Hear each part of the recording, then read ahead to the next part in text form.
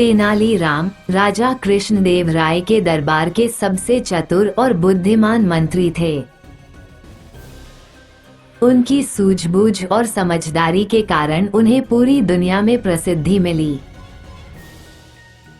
तेनालीराम की कहानियां न केवल मनोरंजन करती हैं, बल्कि हमें जीवन के महत्वपूर्ण नैतिक सबक भी देती हैं। इस कहानी में तेनालीराम ने एक गरीब और ईमानदार व्यक्ति की मदद की और उसे ये समझाया कि ईमानदारी हमेशा विजयी होती है। एक दिन तेनालीराम के पास एक गरीब किसान आया।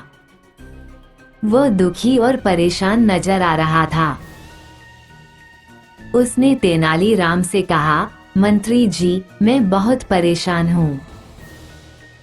मेरे साथ बहुत अन्याय हो रहा है। मेरे गांव के एक व्यापारी ने मुझसे कर्ज लिया था, लेकिन अब वह मुझसे मेरी जमीन और फसल के बदले पैसे मांग रहा है, जबकि मैंने उसे केवल एक छोटी सी रकम उधार दी थी। तेनालीराम ने किसान की बात ध्यान से सुनी। किसान ने बताया कि व्यापारी ने उसे धोखे से कर्ज के दस्तावेज पर हस्ताक्षर करवा लिए थे और अब वह उसे अपनी सारी जमीन लेने की धमकी दे रहा था। किसान ने तेनालीराम से मदद मांगी और कहा, मैं गरीब हूँ मंत्री जी, लेकिन मेरे पास अपने अधिकारों को बचाने के लिए कोई तरीका नहीं है। तेनालीराम ने किसान की बात सुनी और कहा, चिंता मत करो, मैं तुम्हारी मदद करूंगा। हम न्याय की लड़ाई लड़ेंगे और तुम्हारी ईमानदारी हमेशा जीत हासिल करेगी। तेनालीराम ने व्यापारी को दरबार में बुलवाया।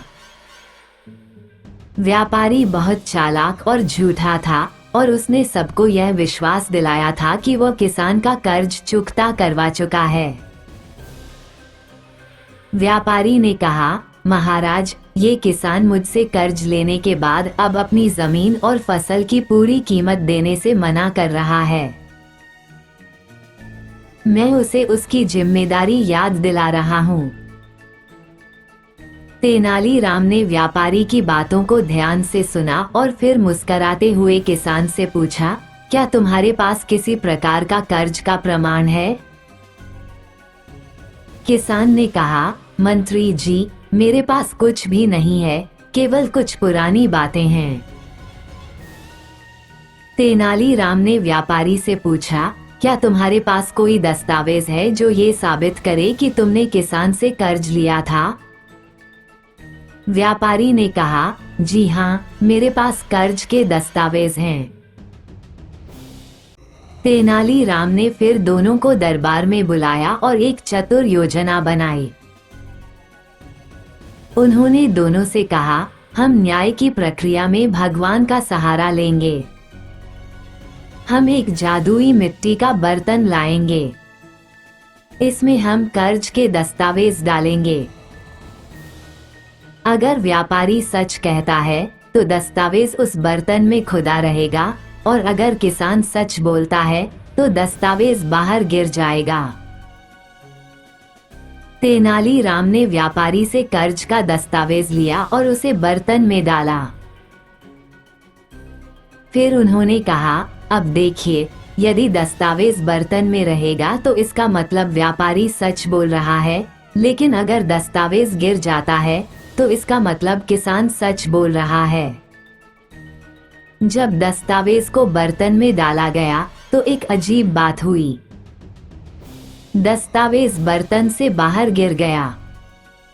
ये देखकर दरबार में सभी लोग हैरान रह गए।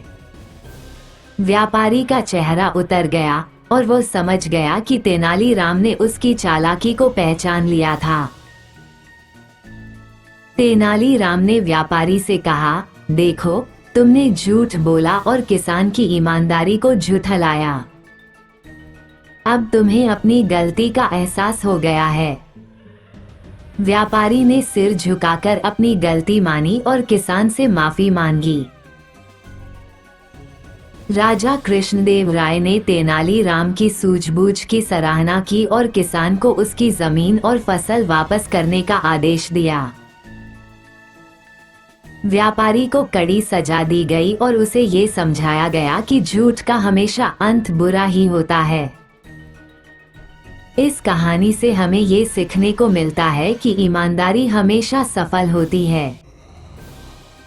कभी भी अपनी सच्चाई से समझौता नहीं करना चाहिए। झूठ और धोखाधड़ी से हम कुछ समय के लिए सफलता पा सकते हैं, लेकिन अंततः सच्चाई और ईमानदारी की जीत होती है। जीवन में हमें हमेशा अपने नैतिक मूल्यों को बनाए रखना चाहिए और सच्चाई के रास्ते पर चलना चाहिए।